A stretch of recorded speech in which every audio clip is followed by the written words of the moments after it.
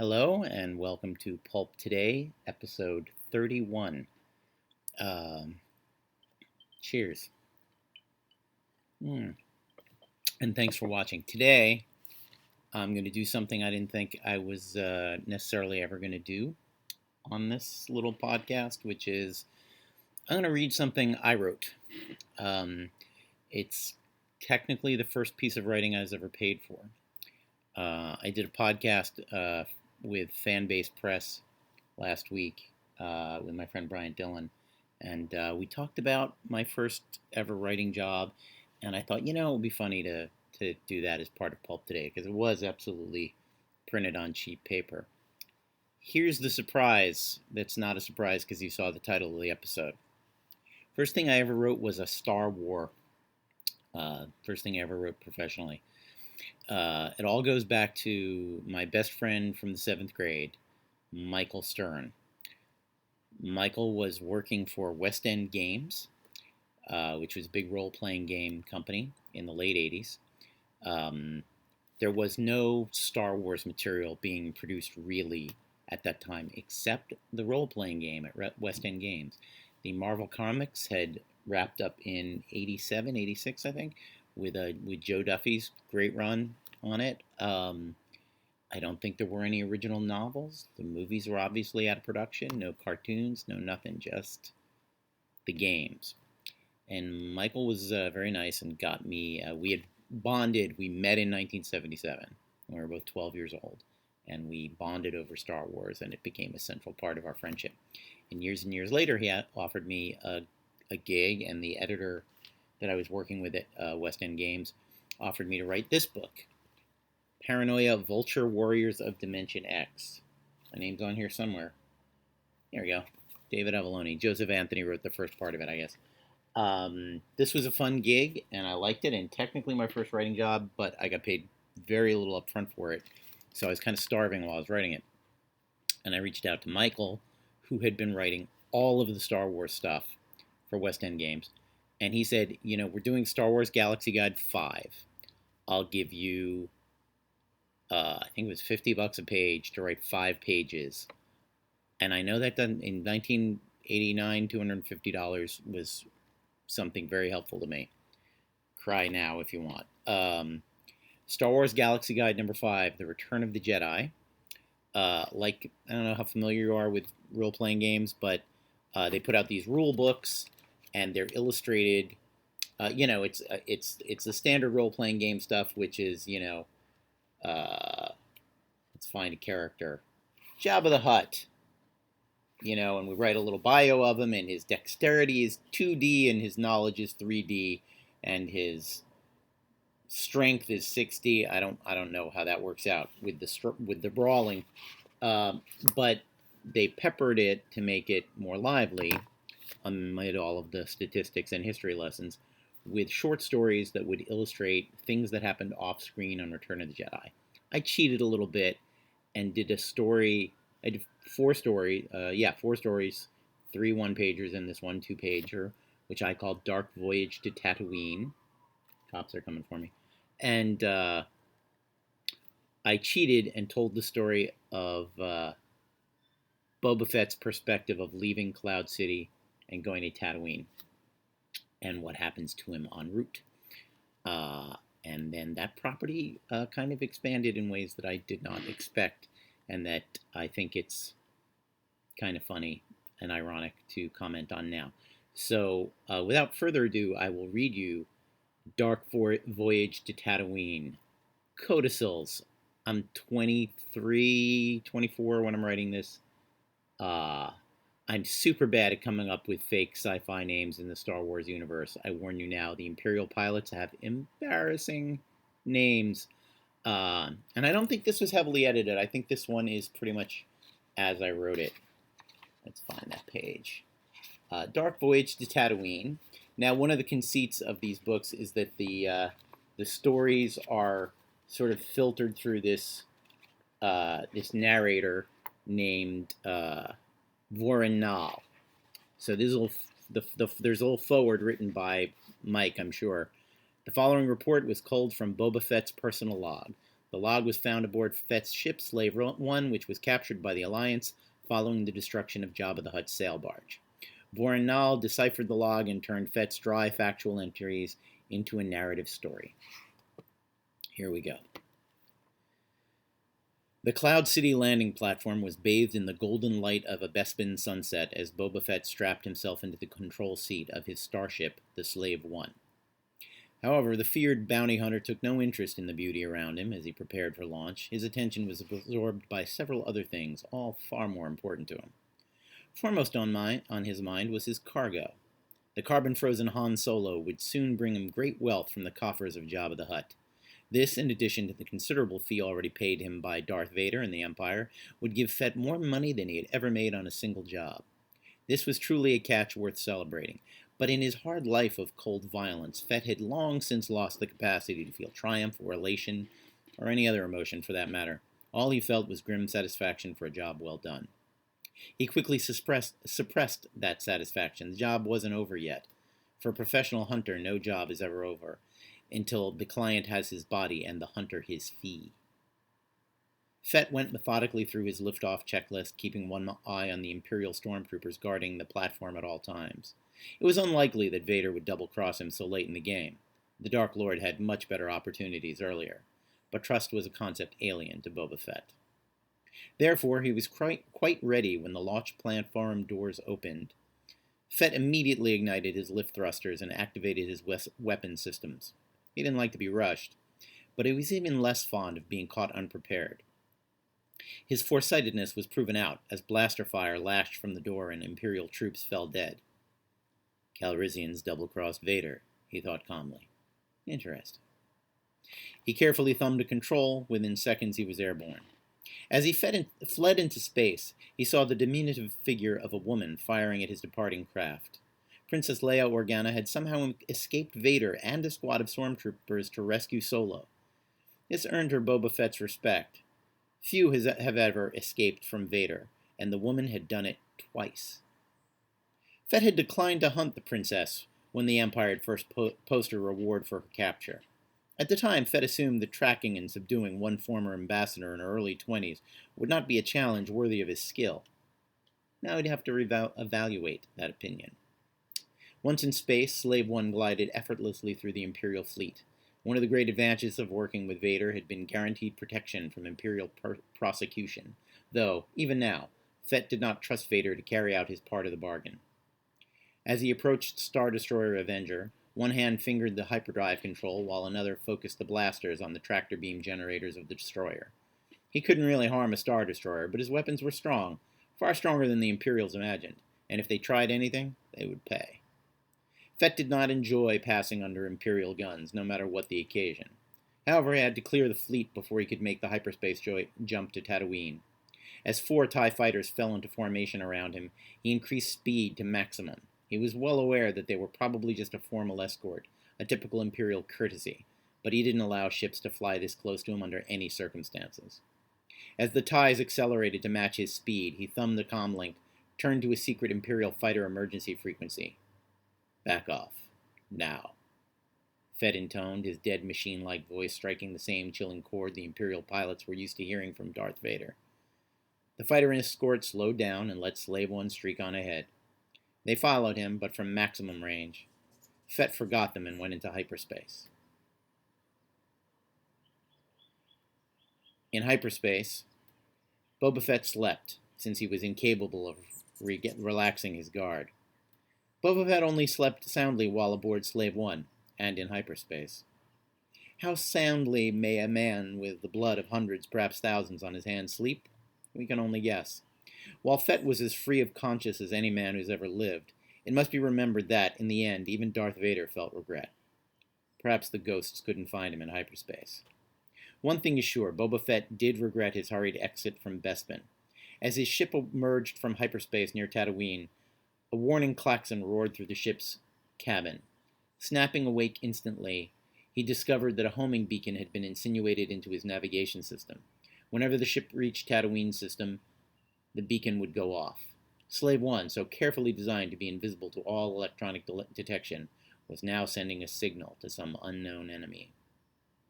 As he silenced the alarm and jammed the homing device, he wondered who could have done it. Vader? Jabba? Solo? Had Solo known all along that Fett would capture him and bring him here, setting Fett up for an ambush by his friends? Highly improbable. Must be someone new. Speculation was futile. In any event, Fett expected he would learn soon enough. He activated the deflector shields and brought all weapons up to full, scanning space visually and electronically for approaching enemies. He did not wait long. He saw the starship rising out of planetary orbit at the same time his ship's systems did. The slim needle shape was instantly recognizable. It was a custom job, probably. Fett reflected the only vessel in the galaxy whose only life support system was in the small cargo hold. It was the IG-2000, the starfighter of IG-88, the assassin droid. Its droid pilot was second only to Fett as the most feared bounty hunter in the galaxy. A military experiment gone wrong, IG-88 was programmed to kill. That was just what it had done, starting with its inventors.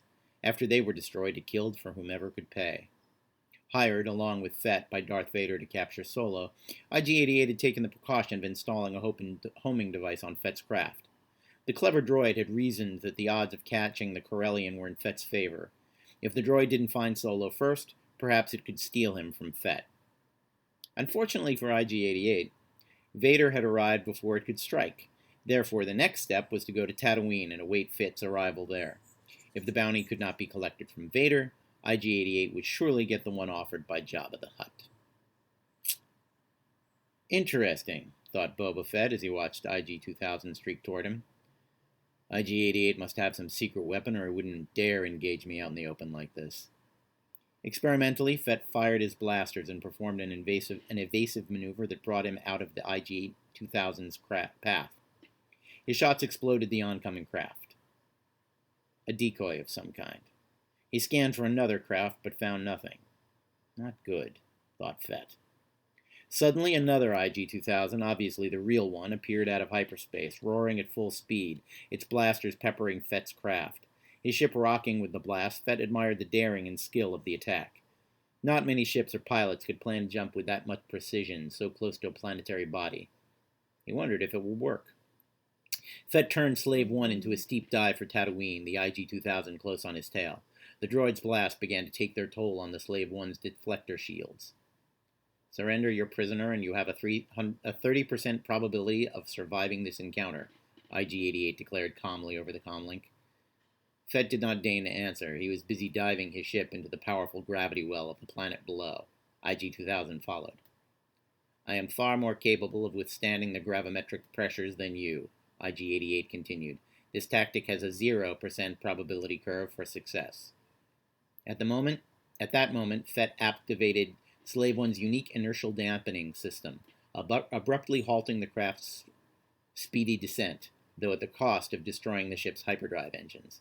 The IG-2000 swept past in an instant, directly into the path of Slave 1's weaponry. If IG-88 was ever surprised in his long bounty hunter career, that was the moment. IG-2000's forward shields were instantly vaporized by Fett's ion cannon. Attempting an evasive maneuver, IG-88 found his craft immobilized by the combined forces of a powerful tractor beam from Slave 1 and the strong gravitational pull of Tatooine. His victim completely helpless, Fett dragged IG-2000 closer to him. He wondered if IG-88 could see the concussion missile tube pointed at his craft. He wondered if IG-88 could feel fear. He fired the missile, and the most ruthless assassin droid from the Holowan massacre became a shower of microscopic fragments burning up as they entered Tatooine's atmosphere. Fett regarded the spectacle for a moment, then took his ship to a more stable orbit, programming Mos Eisley Spaceport as his final destination. He wondered if anyone would be willing to pay him for destroying IG-88. It was worth looking into once he landed. Before he could land, however, an Imperial patrol frigate hailed him. As the larger ship came into view, Fett once again activated his defenses and weapon systems. This time, however, he was sure they would not be needed. This is Imperial Patrol Frigate Guard Star. Please step down from defensive posture and transmit identification and authorization beams. Fett did not bother with a personal reply. He merely activated a hologram transmitter that had been a gift from a recent business associate. On the bridge of the Guard Star, the hologram of Lord Darth Vader suddenly appeared and spoke. This craft travels under my personal protection. No Imperial agency shall detain it or its pilot under any condition. Slave One continued, unchallenged, on its way. I totally did not read. I dropped on the fly the section with the Imperial pilots because it's just too embarrassing. It's too embarrassing. But they are named Lieutenant Rignick and Flight Commander Mallup. I mean, can you blame me? Who wants to hear from those guys? So, 1989, I write Boba Fett versus IG-88. Send it off. I didn't really know or think about the fact that Boba Fett was a super popular character. I didn't know that you really weren't supposed to murder named characters. That was like kind of not a good idea. But I did it and sent it off, and as is often the case, as far as I knew, nobody read it, nobody heard of it. It vanished. I never thought of it again. Until I can't remember how many years later, maybe 3-4 years later. Maybe less. I'm in Golden Apple, my favorite comic book store in LA, located still on Melrose Avenue. And I see, among the action figures, this. Battle of the Bounty Hunters. Boba Fett versus IG-88. On the back, Boba Fett versus IG-88, part of the Shadows of the Empire event, which was one of the first new spin-off events. Little short version of my story on the back. Crack it open, and not only do you get, some pretty awesome action figures. Look, I'm not the guy that keeps it in a package, but I wrote that, so I kept one in the package, and I opened the other so you could, so you can play. Pew. So that, and I open it, and inside there's also a comic book by Dark Horse, who I think had obtained the Star Wars license at the time. It says script is by John Wagner. Never met him, never heard of him. Special thanks to Lucy Autry Wilson and Alan Couch at Lucasfilm. A bunch of people from Dark Horse are mentioned, and so you know what I just read you, right? Here's Boba Fett saying, or here's IG-88 saying, Boba Fett, surrender your prisoner and you have a 30% probability of surviving this encounter. Inertial dampers on. Remember that? Remember when the inertial dampers went on? That was fun. And there's IG 2000 being blown up.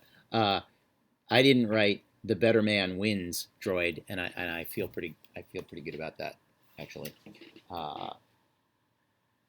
And you think, well, that's kind of funny. They turned it into a toy. I think it was $17.95. So if they sold 4 of them, they got the money back. They paid me for writing the story. But that's not all. My brother-in-law came back from San Diego Comic-Con one year when I couldn't go with the pop-up book. The pop-up book.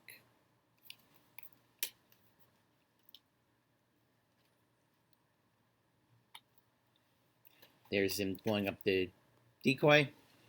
Boba Fett, surrender your prisoner and you have a 30% probability of surviving this encounter. Let's see who wrote this one. Script by Ryder Wyndham. Third guy. Editor Lynn Adair. Special thanks to the same people. Dark Horse. Got a year on this thing? 1996. Okay, so it was almost 6-7 years later after I wrote it. And this one was, I think, 1995. I don't know if there was a Star Wars pop-up book before this. Me, and this is just me, no disrespect to those two gentlemen, they may have had no control over it, but if you gave me something to adapt, if you gave me, say, a short story someone had written and said, turn this into a comic book script, I just did a Rodney Dangerfield thing. No respect. I would have said, well, it should say story by David Avalone and script by. That would be nice, even though I used some of the guy's dialogue. acknowledge that I didn't come up with this. And look, I didn't invent Boba Fett or IG-88, so, I'm not, I don't expect anything more out of this experience than that. But it's just kind of this funny anecdote that I've had all these years about how I wrote a Star War and it got turned into a bunch of expensive toys. And my friend Bryant Dillon at Fanbase Press, who's sort of a giant Star Wars mega fan, wanted to talk to me about this the other day, and he kind of reminded me that the first episode of The Mandalorian, primarily the big action beat, is a Mandalorian, Pedro Pascal, and IG-10, Taika Waititi, sort of kicking ass and conflicting, and then the last episode does that too. Now, I take zero credit, responsibility, anything for influencing that, because the influences are so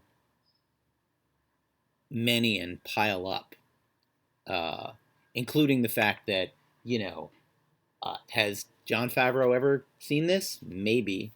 At some level, do we connect from The Empire Strikes Back? You could make the same decision I did. You could look at that deck full of bounty hunters and go, no one wants to see a story about Zuckuss. Zuckuss? Not that interested in Bosch. Isn't he Bosch? Is Bosch? Pear? He's the one that looks like a Gorn a little bit, I think. I'm going to be roasted if I'm wrong about which one is Bosk. But IG-88 is the most interesting thing on the deck other than Boba Fett. So if you're writing stories about Mandalorians, which, by the way, that backstory, that noun, Mandalorian, that proper noun, was first written, I think, in The Empire Strikes Back, where it was referred to that originally the Boba Fett costume was intended to be worn by a squad of super commandos, troops from the Mandalore system, armed with weapons built into their suits. That was never on screen, it was never canonical, and I think then just years later someone went back to this one piece of information and went, sure, Mandalorians, that's who wears that stuff. Anyway, like I said, not taking any credit for anything, not asking for any more credit than I'd be given. I've always compared it to being a mason working on a piece of Gothic architecture. I didn't design the thing, not my plans. Someone pointed to a cornice. Someone pointed to a window and said, fill that little blank spot in on this giant structure, this unbelievably giant structure. And it was an honor and a privilege and one of the great joys of my early career that I got to do that, and that I still get to do that, and that playing with other people's toys, as it were. Other people's toys. But anyway, that is the story of how I made a Star Wars, and how a vague echo of it made its way into The Mandalorian, and how much of a kick it is for me. I don't really remember the first season well enough. I have to go back and look at it again. But Bryant told me that that thing about speaking in probabilities, and the way I was the first person to write dialogue, I think, for IG-88, and that style has become canonical in the series. And that's, again, it is the tiniest thing. It's one sentence in a 7,000 page epic, but it's cool to have. And so that's it for me this week. Pulp Today. I read something of my own, which I didn't think I would ever really do. But I think this week and the premiere of Mandalorian Season 2 called for it. So until next week, live long and prosper, or whatever the kids say these days. I know. May the Force be with you.